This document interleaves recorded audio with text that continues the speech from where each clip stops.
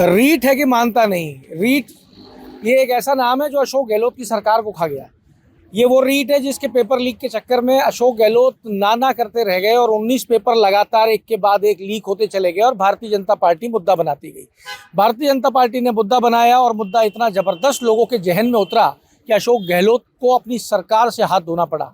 ये वही रीट है, ये आज भारतीय जनता पार्टी के दरवाजे तक आ गया है, क्योंकि भारतीय जनता पार्टी ने प्रदेश में सरकार बना ली है। इन युवाओं से वादा किया था कि इन्हें नौकरी दी जाएगी। इस वादे के दम पर सत्ता में भारतीय जनता पार्टी आ गई और आज ये लोग भारतीय जनता पार्टी के दरवाजे आ गए हैं। इन्हीं से जानने का प्रयास करते हैं कि ये क्या चाहते हैं, क्या वादा था और आज ये भारतीय जनता पार्टी के कार्यालय में क्यों आए हैं, क्योंकि ये काफ़ी लंबे समय से धरना दे रहे थे।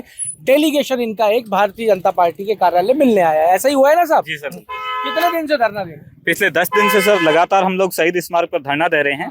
हमारी मांग को वहां पर कोई सुनवाई नहीं हो रही थी, इसलिए हमारी क्यों दे रहे हो धरना?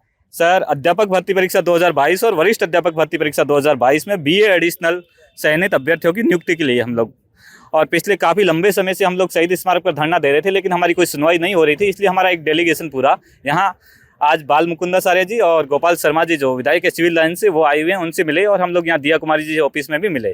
तो हमारी कोई सुनवाई नहीं हो रही थी, इसलिए हमने उनसे रिक्वेस्ट किया है कि सरकार ने आपसे क्या वादा किया था जिसकी सुनवाई नहीं हो रही? जी, सरकार ने जब वोटों से पहले हमारे से ये वादा किया था, बेरोजगार अभ्यर्थियों से सभी से ये वादा किया था और रीट का ही मामला मुख्य रूप से उन्होंने उठाया था और युवाओं के दम पर ही ये सरकार सत्ता में आई है। उन्होंने कहा था कि जब राम राज्य की सरकार आएगी तो युवाओं के साथ में न्याय होगा, लेकिन सर हमारे साथ में किसी भी प्रकार का न्याय नहीं हुआ। जिस प्रकार पहले भी दर की ठोकरें खा। मामला क्या है आपका? मामला क्या है? वो मामला सर अध्यापक भर्ती परीक्षा 2022 और वरिष्ठ अध्यापक भर्ती परीक्षा 2022 में बीए एडिशनल जितने भी चयनित अभ्यर्थी हैं उनको नियुक्ति से संबंधित मामला है। पहले भी न्यायालय में मामला विचाराधीन था। 2016, 2018 और 2021 में उनको नियुक्ति न्यायालय में विचाराधीन प्रकरण के अधीन दी गई थी और वही नियुक्ति हम मांग रहे हैं सर। बाकी कोई ऐसा लीगल अड़चन हमारे मैटर में नहीं है। नहीं, सब लोग सेलेक्ट हो चुके हो? जी सर, बिल्कुल हम लोग सभी ऐसा ही है ना? जी जी जी, आप सब लोग सेलेक्ट हो गए। अब आप लोगों को सरकार नौकरी पे नहीं चढ़ा रही है, यही तो विषय है। बिल्कुल बिल्कुल। तो सरकार नौकरी पे क्यों नहीं चढ़ा रही भैया? सरकार नौकरी पे इसलिए नहीं चढ़ा रही है क्योंकि अधिकारियों की तानाशाही अभी चल रही है। कांग्रेस सरकार में जिस प्रकार अधिकारी हावी रहते थे वही भाजपा सरकार में हो रहा है, वही अधिकारी वही बैठे हैं अभी। चलो, ये तो अपने विषय है, सरकार का सरकार देख लेगी। अपन तो अपने विषय की बात करते हैं। आपका विषय ये है कि नौकरी पे नहीं चढ़ा रही। तो ये परीक्षा कब हुई थी, किस सरकार के राज में हुई थी? ये कांग्रेस सरकार के राज में हुई थी 2022 में। कांग्रेस सरकार के राज में आपको नौकरी क्यों नहीं मिली? नौकरी क्यों नहीं मिली इसका कारण जब सुप्रीम कोर्ट में हमारा मामला चल रहा है, कोर्ट में चल रहा था, विचाराधीन है, तो जब आचार संहिता लग गई हम महीने भर इधर उधर डोले। जब आचार संहिता लग गई थी। हाँ। आप क्या उस समय बीजेपी कार्यालय आए थे जब? हाँ, हमने हमारे पास 60 से ज्यादा विधायकों के हमारे पास लेटर पेड भी लिखे हुए हैं। रामलाल जी शर्मा आ गया था आपसे बीजेपी के? उन्होंने लेटर लिखे थे उस टाइम शिक्षा मंत्री जी को और हमें कहा था कि आप जब हमारी सरकार आएगी तब आपको हम नियुक्ति दिलाएंगे। हाँ। अभी आप शिक्षा मंत्री से मुलाकात करते हो तो क्या कह रहे हैं? शिक्षा मंत्री जी मुलाकात करते हैं तो शिक्षा मंत्री जी ने हमारे सामने शासन सचिव नवीन जैन जी को कॉल किया था और बोला था इनका मैटर देखो और आगे कार्रवाई करो। क्या कह रहे हैं शासन सचिव नवीन जैन जी? शासन सचिव जी के पास जाते हैं तो वो डायरेक्ट अकड़ू व्यवहार की तरह रखते हैं और बोलते हैं कि मेरा मामला नहीं। अच्छा, मामला ही उनका नहीं है। अच्छा, वो ये कह रहे हैं कि निर्देशालय स्तर से निर्देशक देखेंगे। जब वहां जाते हैं वो कह रहे हैं हमारे पास सचिवालय से ऑर्डर आएंगे तो हम करेंगे। एक अधिकारी दूसरे अधिकारी के पास भेज रहा है, दूसरा तीसरे के पास भेज रहा है। कोई भी अधिकारी अपनी जिम्मेदारी समझते हुए इस निर्णय करने में आगे नहीं आ रहा है सर। और फिर आप हार थक के धरने पे बैठ गए? बिल्कुल बिल्कुल, है ना? और धरने पे भी जब कोई नहीं आया तो आप हार थक के भारतीय जनता पार्टी के कार्यालय आ गए। यही हुआ मैडम? जी सर। जी। पढ़ाने की सोची थी, पढ़ना पड़ रहा है। बिल्कुल सर, हमने तो सोचा था कि हम स्कूलों में होंगे, लेकिन ये कभी नहीं सोचा कि इस प्रोसेस के लिए हमारी ज्वाइनिंग प्रोसेस में हमें धरने से भी गुजरना होगा। हमने ये कभी नहीं सोचा था, क्योंकि जो 2016, 2018 और 2021 वाले जो हमारे साथी अभ्यर्थी थे, जब उनको स्कूलों में देखते हैं तो हमने भी यही सोचकर ये डिग्री ली थी कि हम भी स्कूलों में जाएंगे, लेकिन हमें ये नहीं पता कि हमें तो धरने पे बैठना होगा हमारी ज्वाइनिंग के लिए। तो पहले पढ़ाई की तैयारी की? जी सर। फिर एग्जाम दिया? बिल्कुल सर। और एग्जाम देने के बाद रिजल्ट का इंतजार किया, उसके बाद अब धरने पे बैठे। और रिजल्ट के दौरान भी इतना रिजल्ट डिले होता है और कई चीजें, मतलब 2 बार पात्रता को हमने साबित किया है। पहले रीट जो थी उसको पात्रता परीक्षा क्लियर किया और उसके बाद हमने मेंस में एग्जाम दिए और उसमें हमने कंपटीशन पे, सीधी भर्ती थी नहीं, कंपटीशन फाइट करके हम लोग यहाँ तक ज्वाइनिंग प्रोसेस पर हमें होल्ड कर रखा है। तो भारतीय जनता पार्टी के कार्यालय आ गए हो, इनकी सरकार भी है। अब आप क्या चाह रहे हो इनसे? हम तो कांग्रेस से भी वही चाह रहे थे और बीजेपी से भी यही चाह रहे हैं। आपको क्या लग रहा है कि ये पूरा हो जाएगा यहाँ पे काम?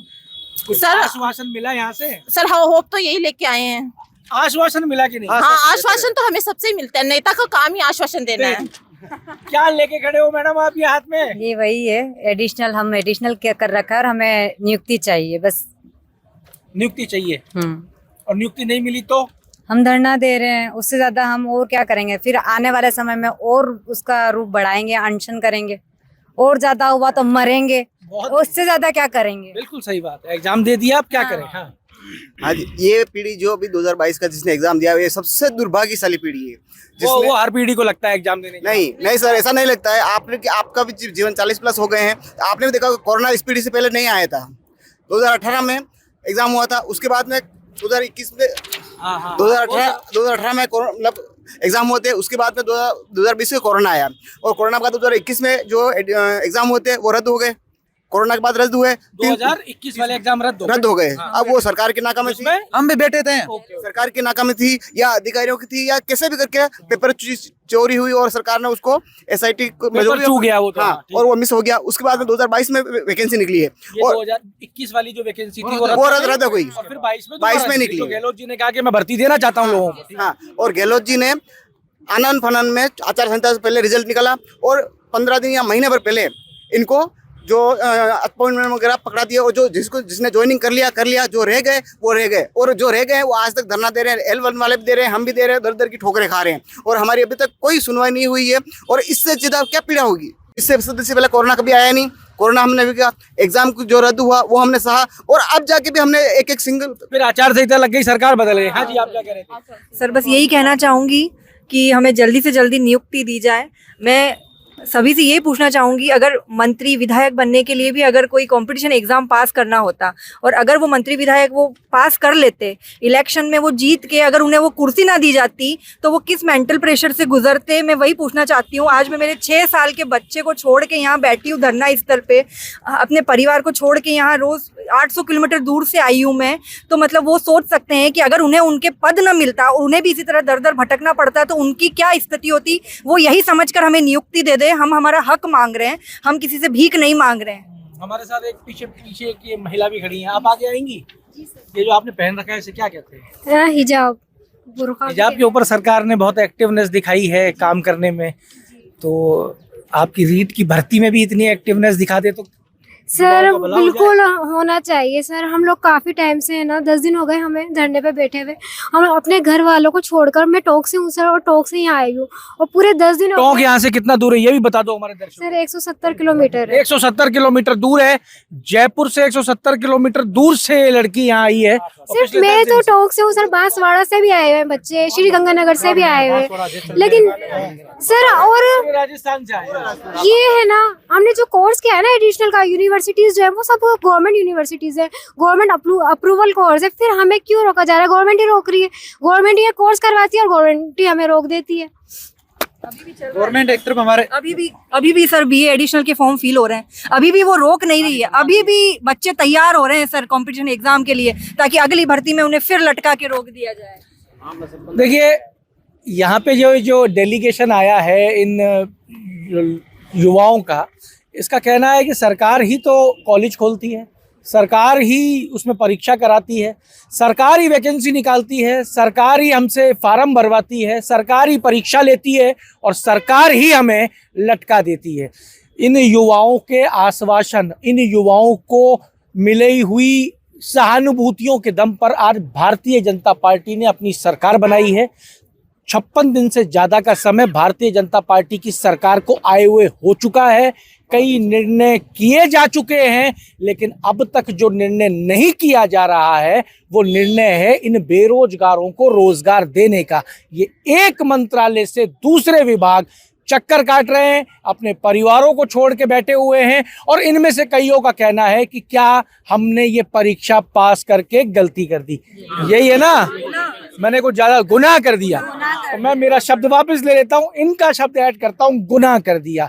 ये गुनाह कब तक चलता रहेगा? क्या सरकारें ऐसे ही युवाओं को आश्वासन दे दे के अपनी सत्ता प्राप्ति का माध्यम बनाती रहेंगी, या इन युवाओं की बात राजस्थान के गरीब नवाज मुख्यमंत्री के कानों तक भी पहुंचेगी। अमर उजाला के लिए जयपुर से मैं आशीष। अगर आप ये वीडियो YouTube पर देख रहे हैं तो हमारे चैनल को सब्सक्राइब करें और बेल आइकन को दबाना ना भूलें। अगर आप Facebook पर ये वीडियो देख रहे हैं तो हमारे पेज को लाइक करें।